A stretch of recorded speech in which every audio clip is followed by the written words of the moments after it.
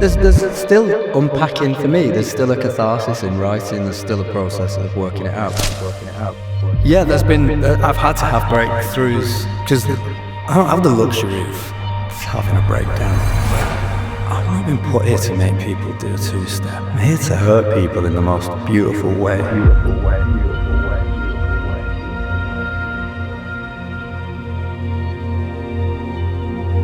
Today, I'm blessed to talk connection with J.P. Cooper, a singer-songwriter with an urgent, almost overwhelming urge to give us everything he has in his heart, but only on the understanding that it may hurt a little, but in a beautiful way.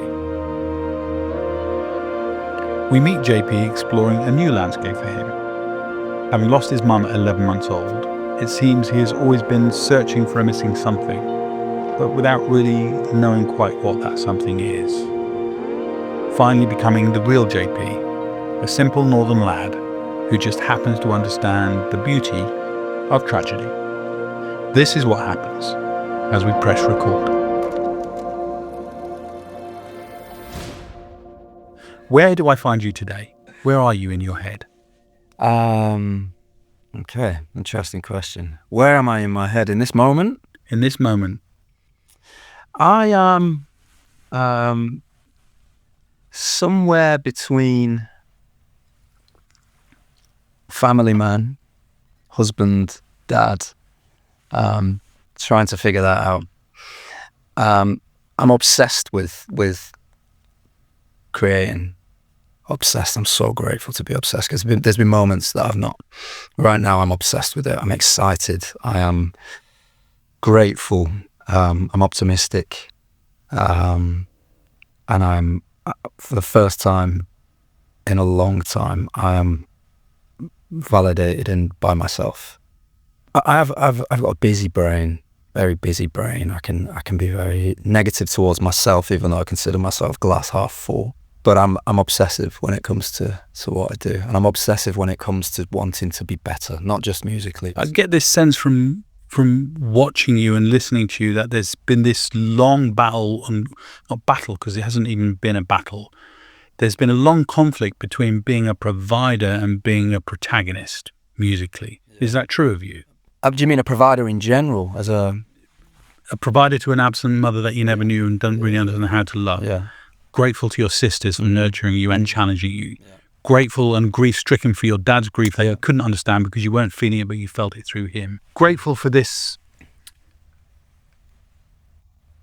cocoon of love that you find yourself in, but somehow wanting to fight against its wall so you can also be you. And I wonder why you didn't let yourself be both. Growing up, watching a dad struggle financially, emotionally, I know how that impacted me. So I guess in a lot of ways I was kind of obsessed with, I don't ever want my kids to see me like that. You know, it's ridiculous because we're human and nobody gets out without seeing that. But I've been governed by fear in a lot of my decisions and in a negative way. And I think that up until now has affected my creative decisions and a lot of my decisions at home. And I'm trying to really work on that. And I feel like, you know, I'm finally in a place where, like you say, when you talk about this guidance or this, what was the word that you used earlier about divine channel? Yeah, I think now more than ever, you know, I was raised in a Catholic family, so you know, I use the word sin, not lightly, but in more of a larger way. I think it's a sin to ignore that, and I think that ignoring your unique inner vision. That's a bigger sin. To look at it from a simpler perspective, it's like that. There's moments when I'm in my wheelhouse and I'm allowed to be in my wheelhouse. I grew up, we used to do these long journeys to, and I spoke about this before, to my grandparents' house, but I always resonate with the songs on the radio, songs like Everybody Hurt, songs that my dad played that they just hit me in a way that, so I was never really into the happy thing, and I felt like I've not been put here to make people do a two-step. I'm here to hurt people in the most beautiful way, you know, and I feel like that's my entire experience of life has been to be able to understand that and share it in a way through song, through sound, through, I don't even like the word performance because I don't really consider myself a performer, which is something we could probably dig a bit deeper on. But there are walls that surround our heart or whatever that people struggle to let down, and music has this way of just obliterating that. And that's what I really want to tap into. I always feel like I've needed space in between phrases and in between, tempos to really articulate that, or to let. Well, that's the Quincy Jones statement, isn't it? It's not the words, it's the space between. 100%. It's such a weird thing because for me, pain is purpose. So when I'm introduced to the most painful parts of myself in a safe way that I can look at it, it's heaven. Because I can be melancholic, but at the same time I can be euphoric. Yeah. There's always been a thing of beauty within that. Again, like with my wife's losing her grandma at the minute, and we go in to see her, and all I see is grace, all I see is beauty. And it's heartbreaking, but somehow I can see the beauty of the world in there. I've been blessed with something inside me that asks me to find beauty in as much as I can, which is something you've said, beauty and tragedy. I love that. Talk about that. It seems silly, but you watch movies and they're heartbreaking movies that maybe you'll never watch again because they hurt so much. But there's so much beauty in there. There's a couple of movies that just broke me. One was Lion. You've spoken, yeah. And the other one was Manchester by the Sea. What a film. I can never watch it again. But absolutely stunning. Just because raw and human, and just all of the... Who did you identify most with in that film? In Manchester by the Sea? Yeah. That's an interesting conversation. Let's have it. So I think of the younger version of me, and I see myself now as a father to that child. I don't, as much as I know that I am him, I don't think, it's hard. I don't see myself as that child at all. There's two different things. I see myself as a guide to that child. What if I was to say to you, flip it, what if he's the parent to you? Maybe. Gosh, if I could have shown that little boy this view, having a wife, kids, a home. Wow. What if he's showing it to you right now? Maybe. Just by invoking him. Yeah. I draw a lot of power from remembering that. Did the little boy you, though he could not understand loss, recognize his abandonment, or was he just too nurtured by your sisters? Abandonment never came into it. Right. I used to just cry. I'd have moments where I'd just cry. My dad would say, "What's wrong?" I don't know. And I guess that was my own way of dealing with, like, something's missing, and that was when I started to realize that.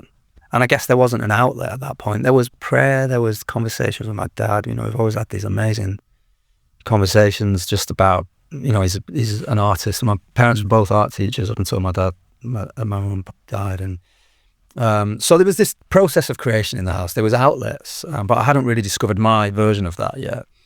And so I guess there was just this pent up, like, this melancholy. And I don't know, I just always felt at peace with it. I was like, well, I don't really care what they think, which is strange because the older I get, the more I started to care. I feel like we get, some people say, like, when babies are born, they're still very connected to that other plane. And little by little, we forget that connection. So maybe that's the part of me that is... Or is that a choice? I don't know. If we practice not to, how do you build a muscle? How do you practice that as an infant, though?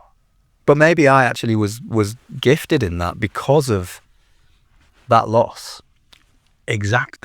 It was always on my mind. I wrote down, JP was gifted by being surrounded by women Mm. and the divine feminine, Mm. has he looked at loss as a gift? Oh, sounds like a really weird thing to say yes to, but I've found great riches in that. And when I speak of riches, I speak of the richness of life. You know, I wrote this song ages ago, and it was like a bit of a prayer, and I asked to be, teach me of intensity. And sometimes I wish I never asked for that, you know, because, you know, there are certain experiences that you have where life is intense, but I'd hate to be numb. You know, I'd hate to not feel that kind of stuff. But then you said earlier you go numb around tragedy. Strangely enough, often when things like that happen, I shock myself because I'm like, why am I not a complete mess? It's like I've got this stiffness to myself when it comes to Loss. Yeah, maybe there's just a part of me that knows how to shelf the bad stuff. I thought about it last night, and I thought about you because I thought the gift of the loss of your mother before you knew her means you can never be anything but the perfect mum. It's amazing. It's I guess it's a lot for other women that I've met to live up to. There's definitely a fantasy idea of from the way my dad's painted the picture.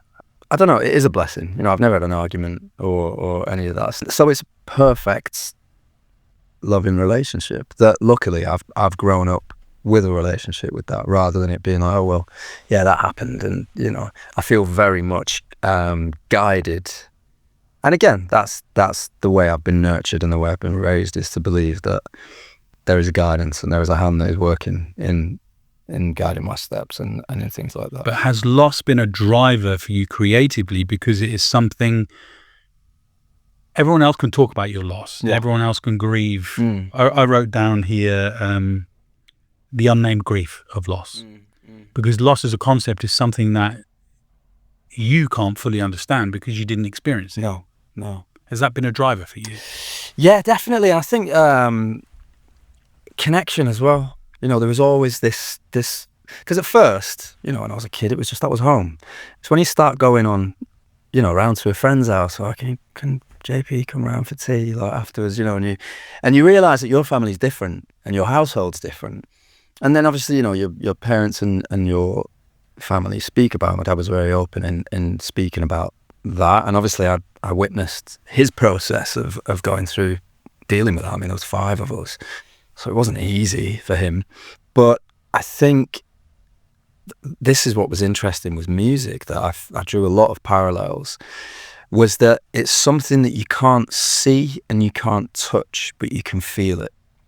And yeah, I've heard you say that before. Yeah. Unpack that a little bit for me. There's still unpacking for me. There's still a catharsis in writing. There's still a process of working it out. But again, coming back to that connection thing, I think when I found them quiet moments by myself, whether it was in my bedroom at my dad's house, or with a guitar, or with whatever, with a book out, you know, writing, it felt more like a communication than me just, you know, trying to write a song. You know, there were moments where it really felt like I was communing with some other world that I couldn't see and I couldn't touch, but I was certain that it was there.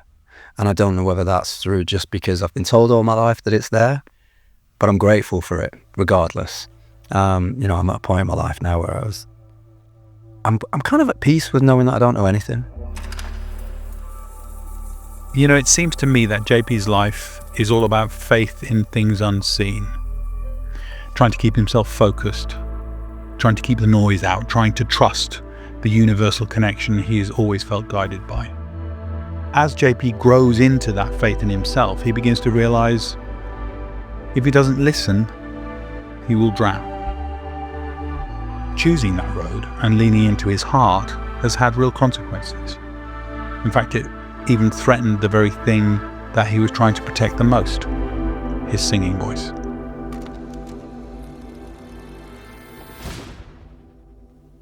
The first tough question, I haven't really got started yet, but why did it take you so long to trust yourself? I Do you know what it is? I feel like I spent so long trying to get through some sort of open door that meant that I could finally see this as some kind of career that might put food on the table for my family. You know, by the time I actually made a penny out of music, I was a dad, and I was a broke dad. And so I was coming from a place of, thank you so much for believing in me. Like, you know, just, you know, I'm here, you know, I'm new to this. And especially in the commercial world, I didn't know how to be in that world. I didn't fit. I didn't feel like I fit in that world. I just felt really awkward. So I kind of had this strange feeling like I was treading water. Trying to survive. Yeah, and it kind of took me a while to just realise, you know, it's great that doors are opening, people seem to be liking my music, there's big numbers, but I'm completely unfulfilled. Do you know what moves us about you? Yeah. So why have you resisted it? Before I signed a record deal, I only wrote by myself. I'd never done any sessions with anybody else. And my songs, I felt at the time, were incredibly more, I can see the workings of my brain, and it was a lot more creative because it was completely free from a lot of different forms and structures that I've now learned that are great guides within understanding certain things. But the role of the record label is it's changed. And it used to be a case of, this is amazing, how do I get this out to the world? And nowadays it's, a lot of this is selling at the minute, does it fit that? So when did you realise that? When everything stopped, you know, COVID, it was like, hang about. I hate going to the studio.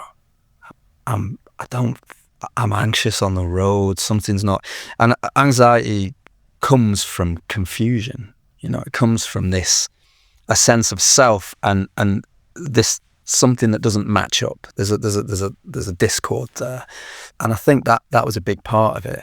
Because don't get me wrong, I still go and work with Jonas. Love working with him. I love having a bit of fun in the studio and writing these shiny things. If you have a skill at it, use it. Exactly. Especially if it gives you freedom. But I have to satisfy the other side of me, and currently it's satisfied. So I'm completely free. Whereas before everything was, we need more of that. We need another September song. We need, and do you accept that the people who want to hear you need to listen? Yeah. Does that make sense? Because the other side of it is, like, why are you not why is he doing that? Because I got that sense from a lot of people though. Like, what's he doing? You know, and but at the same time, there's a lot of people that were like, I'm just so glad he's on the radio. You know, I'm so glad he's finally, people are paying attention. It's the Faustian pact, isn't it? I talked to Celeste about this. I call it the trap, that your art becomes secondary to the marketing of it. Louis Vuitton, the chairman of Louis Vuitton once was asked about how big his marketing department was. And he was like, well, we didn't used to have one. Yeah. And they were, well, why? He said, because we don't do marketing, we make art and make what we want to make, and if people want to buy it, that's great. How does that relate to where you are at album 3? So after the second album, I sat down with Louis at the label, and it was that point where they're going to pick up the next option. You know, are we going to do the third album together or are we not? And he said, we want to do the next album. I said, we know the conversation with radio has been getting more difficult, and I can't chase that anymore. You know, I can't do that. I end up hating myself. I end up constantly questioning myself. And the process of creation should be like play. Should be free. It should be. And if you've always got someone watching over what you're doing there, or, you know, and whether that's yourself or this critical part of yourself that has somehow been formed as a result of the environment you found yourself in, then it's just negative. I'm never going to get my best work through doing that. And I'm never, see, my breakthroughs, you know, for years I wrote songs before anyone cared, but my personal breakthroughs was like, how did it make me feel?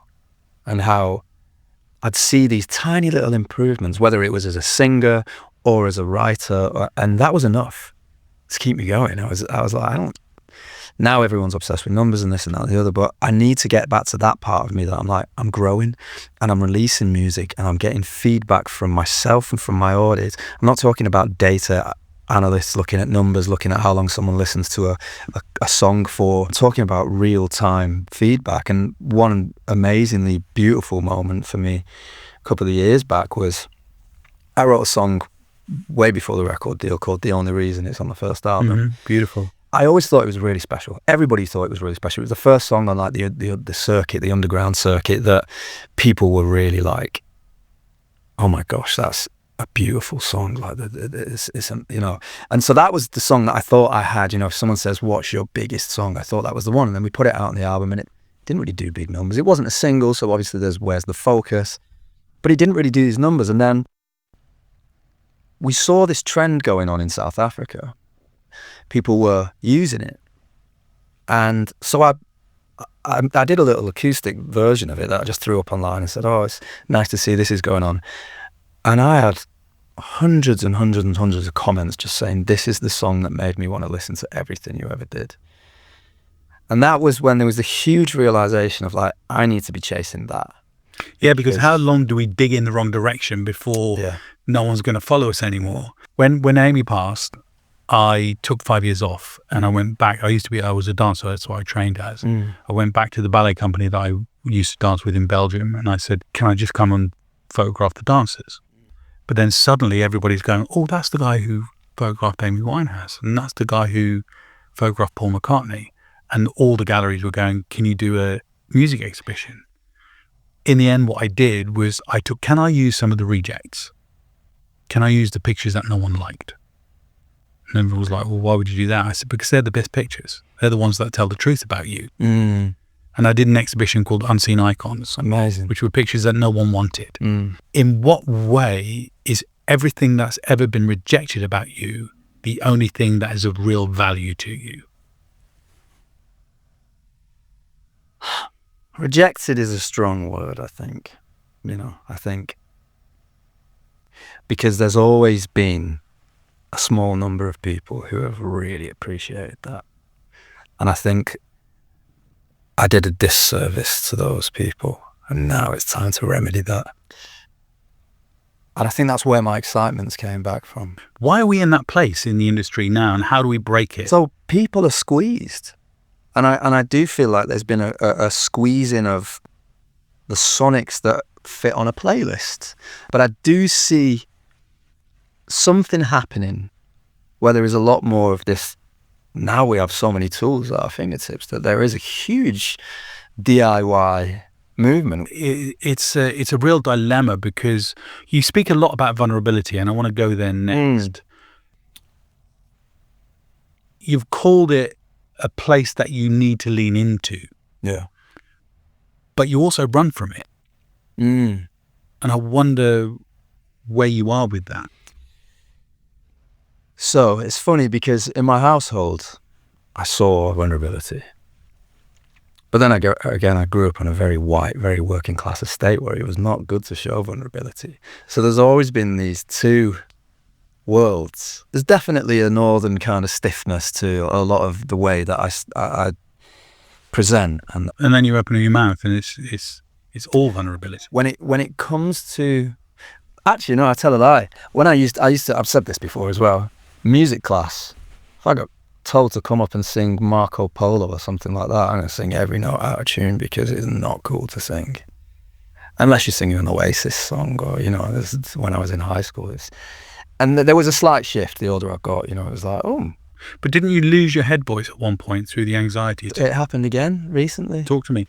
So around the time of the release of my first album, I don't know whether it was just overwork, I don't know what it was. It was the closest thing I've had to any kind of breakdown. I ended up going to see a psychotherapist, and they gave me anxiety medication and this and that and the other. And I was like, oh, I've always kind of been a mind over matter kind of person. And then they're like, well, it doesn't really work like that.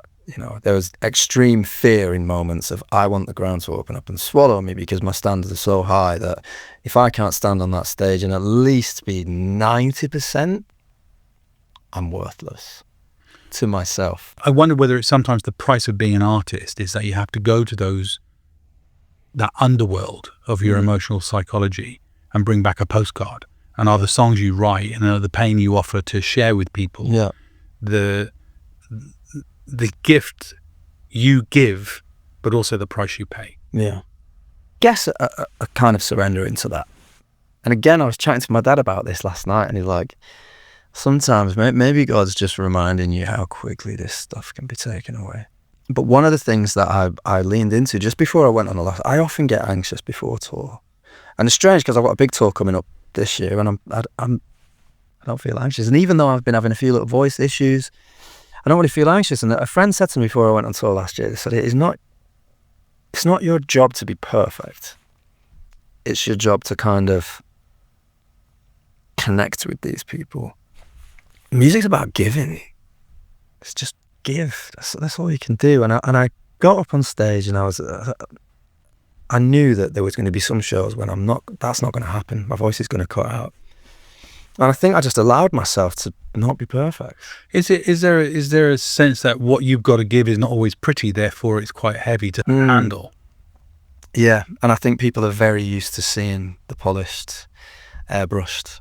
I don't mean pretty vocally, because whether you sing broken or not broken, or whether there's a gap in the perfect note, it's still JP Cooper, and there's still a soul there that talks to anyone who has a soul and wants to listen. So when I say what JP Cooper has to give is not always pretty, is that heavy to hold?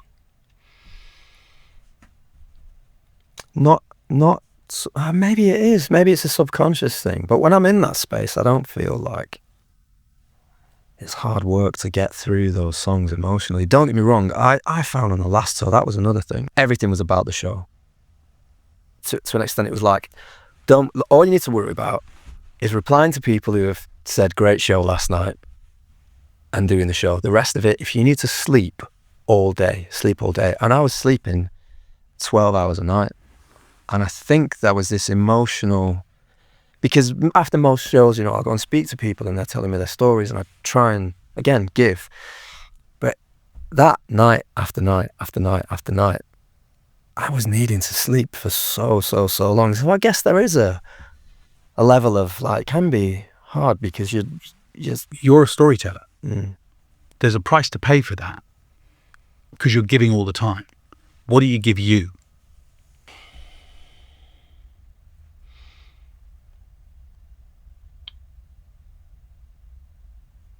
I'm not sure. I don't think about it. And again, I think this comes back to parenting the child. Whether that's the right way around or not, I don't really think about that.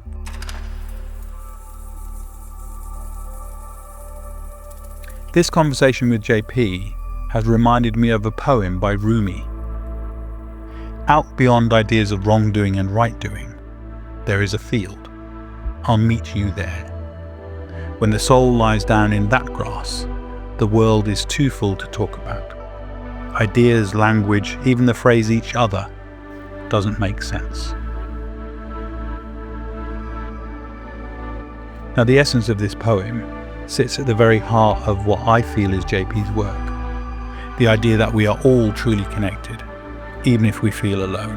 And as we come back, we continue that search for catharsis through connection, looking for balance, a balance that has so far somehow always eluded him. But perhaps JP, like many of us, is just a man whose life has been spent looking for himself in the field of that poem. You said balance, no matter what height you reach without finding balance between work and life, it's hard to find fulfillment. When did you start to find balance? I don't know if I'm finding it. I'm constantly seeking it, and I think there's definitely a creative balance now. I feel like very satisfied in the way that I'm making music, the way that I'm from conception to realization. I'm finding great balance in that. Balance in life, in career versus, family life and all those things. I don't know if anybody fully ever realizes that. If you do, send me a postcard, because it's tough. Sometimes when we're forced into a situation to make things in a certain way, beautiful things can happen because we don't expect them. and we're rattling around the walls of our freedom versus our constraints of what people want to hear or see. But are those moments of losing a bit of your voice or feeling anxious, are they breakthroughs rather than breakdowns? Can they be seen in that way? Yeah, I've had to have breakthroughs because I don't have the luxury of having a breakdown, and that might sound really Northern. Yeah, but I've just not in that moment. It's like I can't just stop. Like my dad didn't have the luxury of breaking. It was you have to take these kids to school. You might not want to get out of bed that morning. You might want to go straight to the pub. These kids have got to go to school. These kids need feeding. These kids so.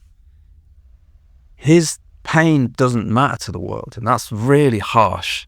At that time, the process of humanity, the world doesn't stop. And I guess growing up and seeing that, maybe that's why I can be quite harsh on myself, and that's why I've got that attitude. I had to break through. It's the only option, and maybe that's, I don't know if it's a glass half full thing or just no, there has to be a way through this. I'm not willing to just say, okay, that's beat me. What's the difference between our art and our purse then? The pocketbook versus the notebook. I think humanity, that's in all of its messiness. Art sustains you more so. Do you know Alan Watts? Have you ever listened to his stuff? But Yeah, he's like an old philosopher from the 60s and 70s. He said, my students come to me all the time and I say to them, if money was no object, what would you do?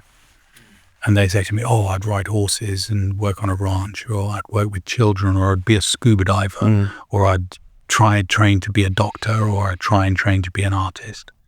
And he says to him, forget the money and do that. Yeah. Because if you do what you love, you'll be good at what you do. And if you're good at what you do, people will pay you a good fee to do that. Is the conflict for the artist the self-doubt of being who we really are versus the confidence of being who someone else thinks we might be?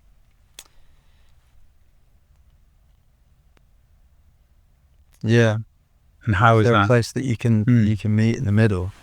How do we square that circle? And how are you achieving it? Because I see you do it in songs like The Reason and songs like Silence. Yeah. I'm going to be making music until I can't anymore.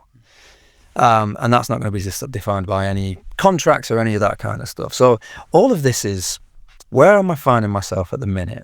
And constraints are healthy. There's so many I agree with ways that, and actually they challenge you. So I'm trying to work within those constraints as best as I possibly can. And how will that allow me to learn more about myself? How can you satisfy your creative self and do right by yourself, but at the same time make the most of the situation that you found yourself in? So that's where I'm at. I'm challenged in that. I'm challenged by the situation. I'm challenged by the people that I choose to work with because I want to be challenged. I don't want to surround myself with yes men and they're like, brilliant, JP, we'll just do that, because I don't have all the answers and I want to learn from them as well. And I like to walk down that alleyway with them and see what's at the other end. And if I don't like it, we can always turn back. But I'm learning to be a lot more open. I can sit at a snare drum and try and find a sweet spot in it, and that will light me up. When I get that crack right to put on a record, like that. But isn't that beautiful? It's incredible. I'm such a simple creature. There's so many little things that I can get massive dopamine out of. From, healthy, I don't know, is it healthy? I don't know, but I can obsess over that stuff. I've recently got into taking pictures myself because it makes me search for beauty. I love that. And then I started getting into film because I have to look harder and I have to be more sure of, I can't just be like, snap off a load of things. I'm like, I really need to, it takes me down. If I'm in a new city, I will aimlessly go for a walk rather than thinking about that hour and a half I'm on stage that night all day long. Oh, am I going to be good enough tonight? I'm searching for this other One of the things I've got written down here, I don't even to look at it, is JP's curse that he is in search of proof of beauty. Curse. Well, I was talking to an actor the other day called Charlie Palmer Rothwell, incredible young actor, and we talked about whether being between doubt and confidence is a conflict and a curse, and whether searching for proof of beauty is a curse because it's either revealed or absent. Every human has got the capacity for both. And if you believe in someone and they break that trust, you don't have proof of beauty. So is it a curse to be in pursuit of it, or is that part of the beauty of tragedy?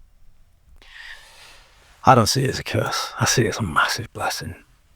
Trying to train my lens on that when I wake up, that's, and I think that's part of, as a writer, or as you're training yourself to pick up on things, whether it's in a conversation, whether it's in a movie, whether it's how two colours interact together.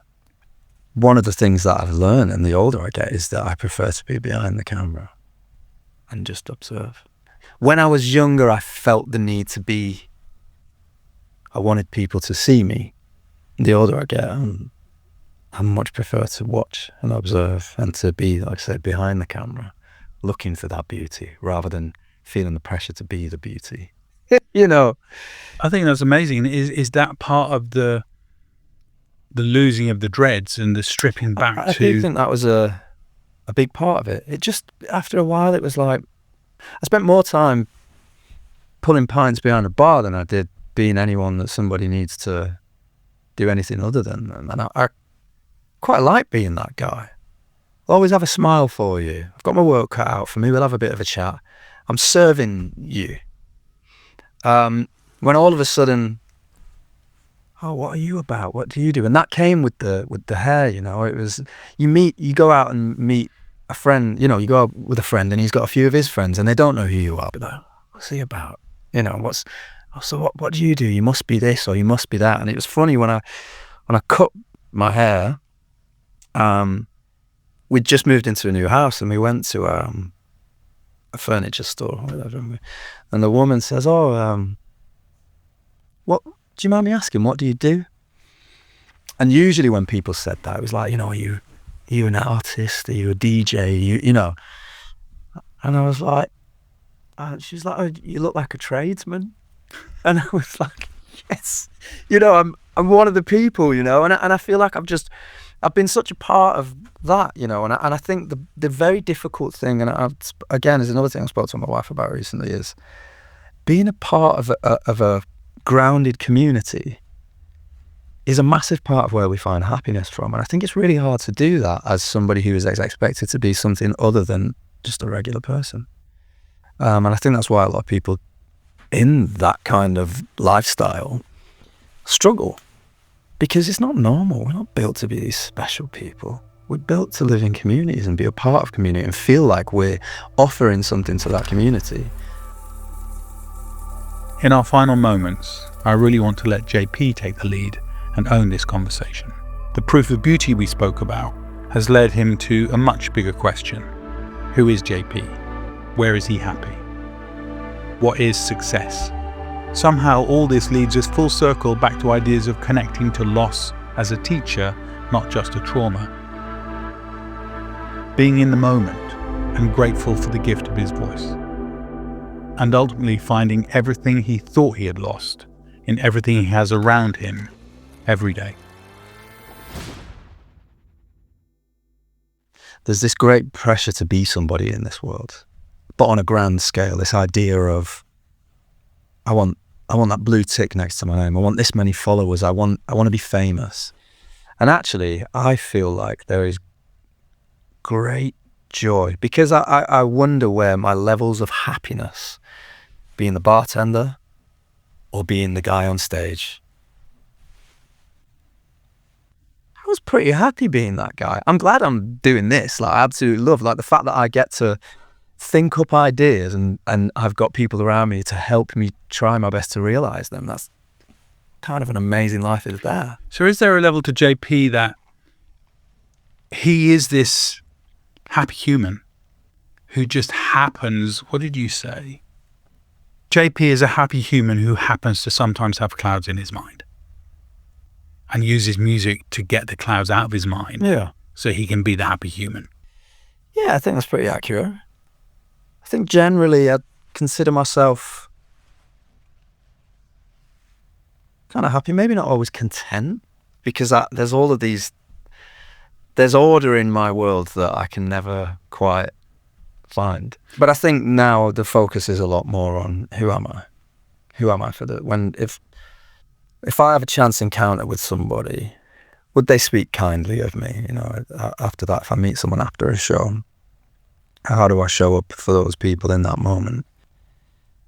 Care more about that than, you know, when I cut off my hair, there was a part of me that was like, oh gosh, I hate seeing myself in my reflection. It's weird because when I look back at videos or pictures of me with the hair, I'm like, who's that guy? Like, I don't really resonate with that person as much. It was a mask, no? Yeah, in a lot of ways. But there's a lot of, I see myself now and I'm getting a bit older, and there's a lot of things that I'm like, gosh, I used to think I was like,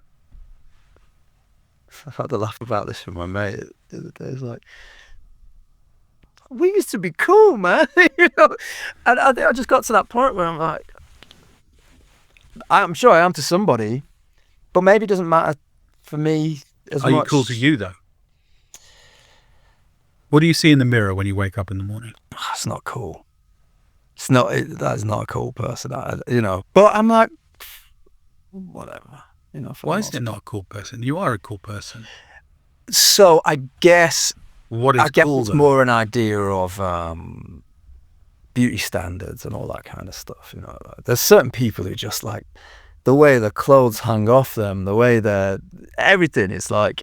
So you're talking about the aesthetics? 100%, yeah. Well, when I was learning to photograph people, what I learned very quickly is how I made them feel while I photographed them is why the picture was accepted.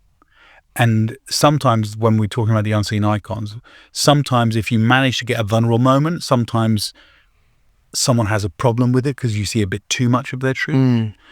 But if you make them feel safe in that sadness, the pictures are always beautiful. Yeah. I think that's an amazing gift to be able to open up that space for somebody to be that, And I guess in a way that's. But I think you do that. Yeah. What do you want from your, the voice you've been gifted, the message you have to convey? What do you want from it? I just want to see how much I can excite myself by the sounds and the songs and the stories and the worlds that are being created. Like I'm obsessed by just. And I guess the excitement comes from feeling like there will be a connection with people. Connecting to what in people? An emotion, some sense of a healing or an opening. You said a couple of years ago that you ache for the freedom to be spontaneous because that's where vulnerability exists. Yeah. I think it's the doors open into that world. This is a journey and a path to somewhere that I don't really know where it's going to take me, but I kind of know the boundaries and the parameters of that. And I feel like I'm just stepping into that. So to become unafraid of loss then, in a way. Yeah. I asked, where are you when you arrived? Where are you now?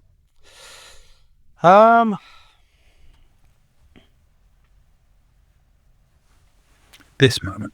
The huge word that comes into my head, there's two words, and one is excitement and the other one is gratitude. That's where I'm at in my life. And I couldn't ask for anything more, really. I'm grateful and I'm excited. And I'm grateful for that to be an answer. Yeah. So we're going to do a quick fire round that we do with everyone. You have to be quite quick. I'm not so good at this. But... What frightens you? I'm trying to be quick. What frightens me? It's weird. The first thing that comes into my head is loss.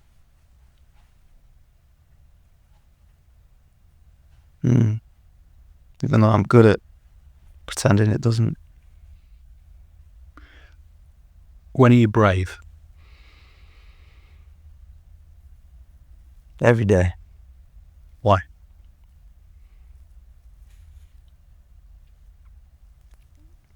I guess because I've had to be, and now it's just part of life. Why have you had to be?